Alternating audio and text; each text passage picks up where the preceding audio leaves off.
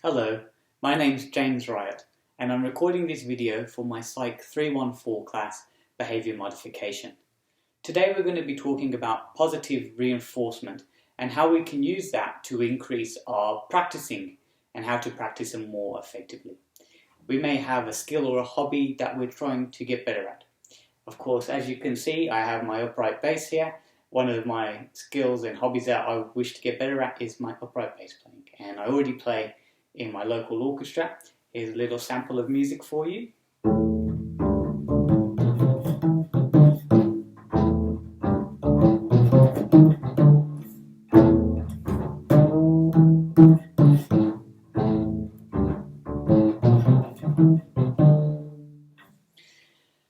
And as you can probably tell from that, I definitely do need to get a lot better. So we're talking about positive reinforcement and how we can use that as a behavioural modification technique. Now there's some things that we can do and that we need to understand before we go into using reinforcers and talking about how to make our practice more effective. Now your goal may not be to be a better upright bass player, but we can certainly take the principles we're going to talk about today and apply them to any other skill or hobby that we may have.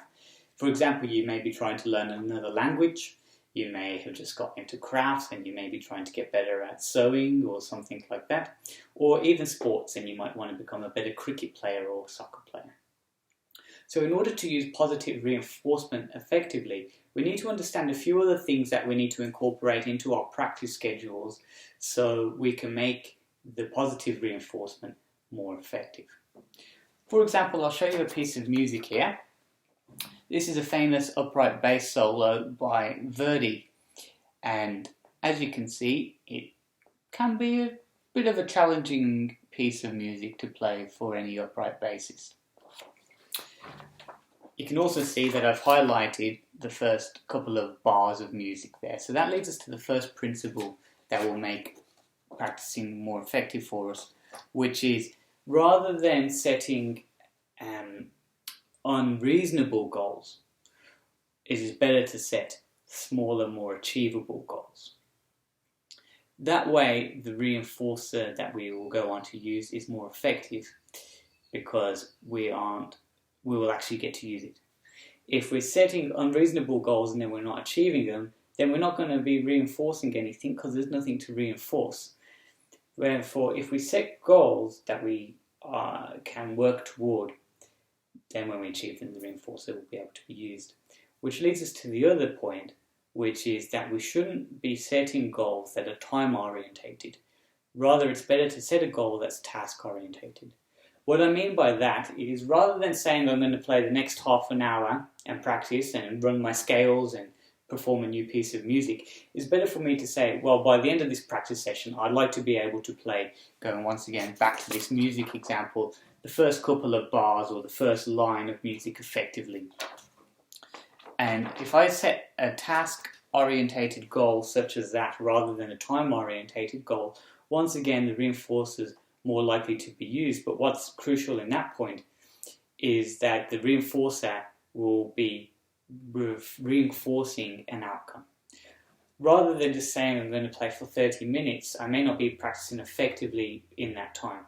But if I have an outcome for that time and then achieve it, then the reinforcer is reinforcing that behaviour of setting goals and then achieving them. And then eventually, if I put my piece of music together, if I learn it bit by bit and get better at each section, then eventually I'll be able to play my whole way through that piece of music. Which leads us also then to the third point. The other key thing to making our practice time effective is that we have to have accessibility to whatever we're trying to get better at. It'd be no good if my upright bass was covered up in its soft cover and put away in a corner somewhere where I never look at it, or a room I never go into.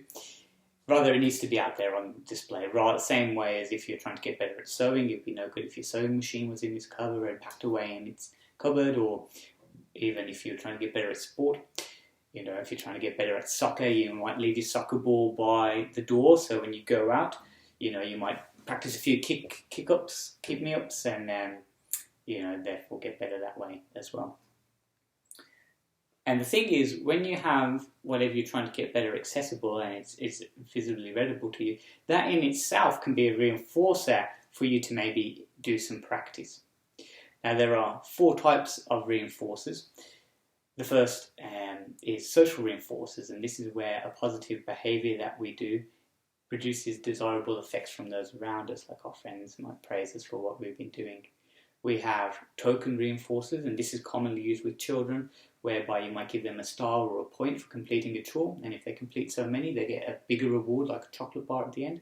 And then the 2 types of reinforcers that we're interested in, which are a natural reinforcer, which is whereby, for me, playing the piece of music effectively and the whole way through is a natural reinforcer because it means I now can play a further piece of music in my repertoire.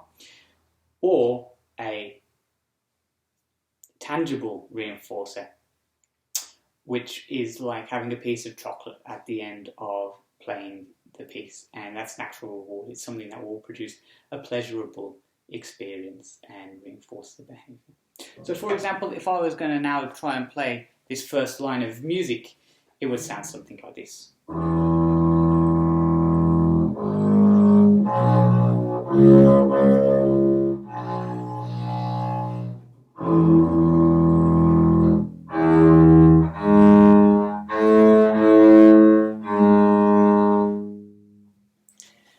And then, using a tangible reinforcer, I might now then get a bar of chocolate and then I might have a little bite on that.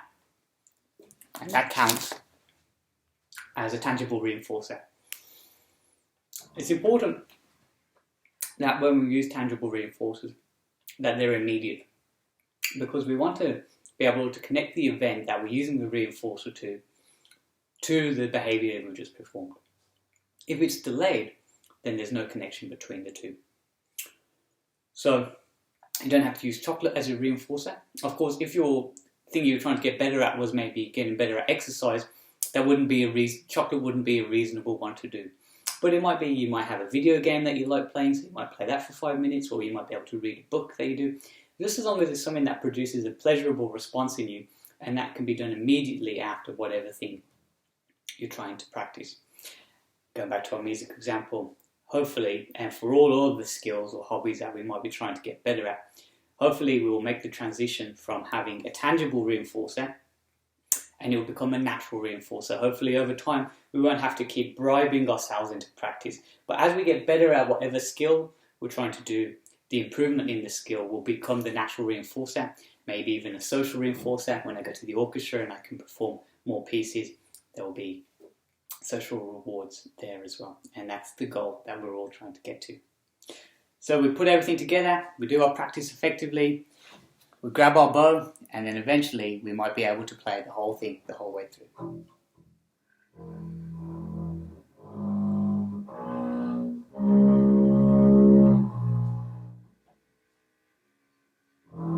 You can see I'm out of time with someone, because obviously I'm not playing this.